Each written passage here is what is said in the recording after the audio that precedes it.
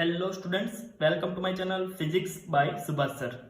Moving charges and magnetism के इस लेक्चर में हम पढ़ेंगे uses of Ampere's circuital law.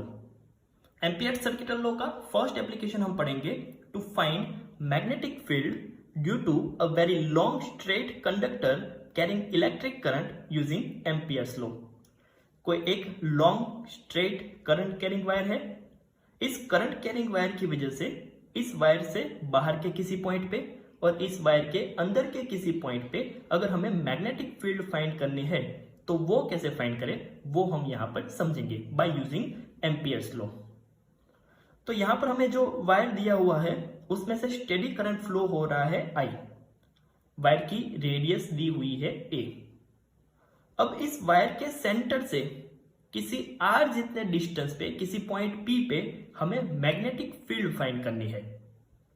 तो उसके लिए हम क्या करेंगे, हम वायर को सेंटर लेके r रेडियस का एक एम्पियरन लूप कंसीडर करेंगे।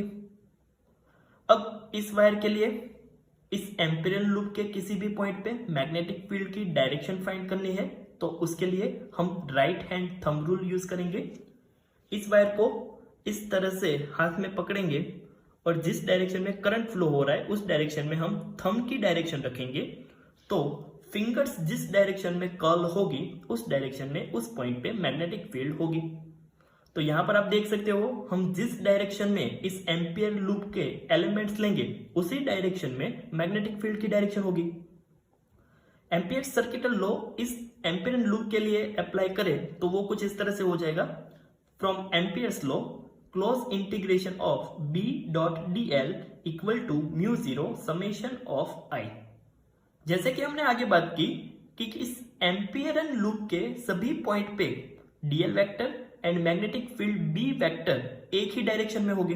दोनों की डायरेक्शन किसी भी पॉइंट पे टेंजेंट की डायरेक्शन में होगा। दैट मीन्स सभी पॉइंट पे इस दोनों के बीच का एंगल थीटा 0 होगा। तो यहां पर हम ऐसा लिख सकते हैं B dl cos 0, cos 0 की वैल्यू 1, तो ये हो जाएगा close integration of B dl equal to mu zero I। अब इस एम्पियरन लूप की बात करें तो इस करंट कैरिंग वायर से इस एम्पियरन लूप के सभी पॉइंट इक्वल डिस्टेंस पे है। दैट मीन्स इस एम्पियरन लूप के सभी पॉइंट पे मैग्नेटिक फील्ड सेम होगी। उसका मतलब ये हुआ कि इस इंटीग्रेशन में हम मैग्नेटिक फील्ड B को बाहर ले सकते हैं क्योंकि वो सभी पॉइंट पे कांस्टेंट है।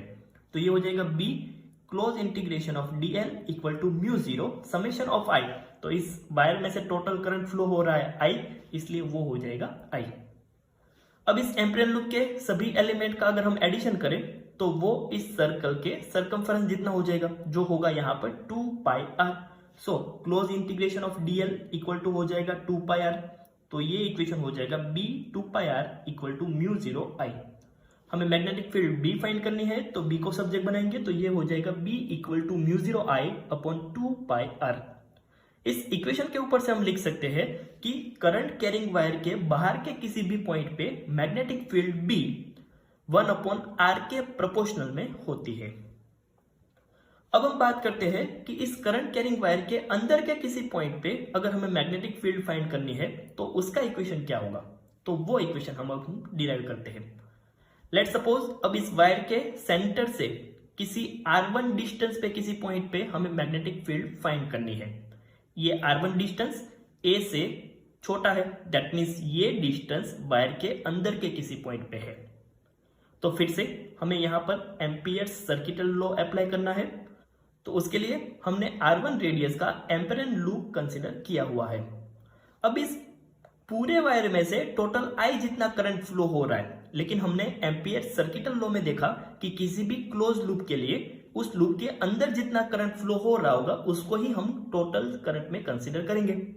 अब इस A जितने रेडियस के इस वायर में से टोटल करंट फ्लो हो रहा है I, तो R1 रेडियस के इस लूप में से कितना करंट फ्लो होगा। तो उसके लिए हम ऐसा लिख सकते हैं कि total current enclose in pi s square cross sectional area. Pi s square cross sectional area में से टोटल I जितना करंट फ्लो हो रहा है तो पाई R1 square cross sectional area में से कितना करंट फ्लो होगा। अगर हम उसको IE से डिनोट करें तो ये हो जाएगा IE equal to pi R1 square into I divide by pi A square, pi pi cancel, तो आई ई इक्वल टू हो जाएगा I into R1 square divide by A square.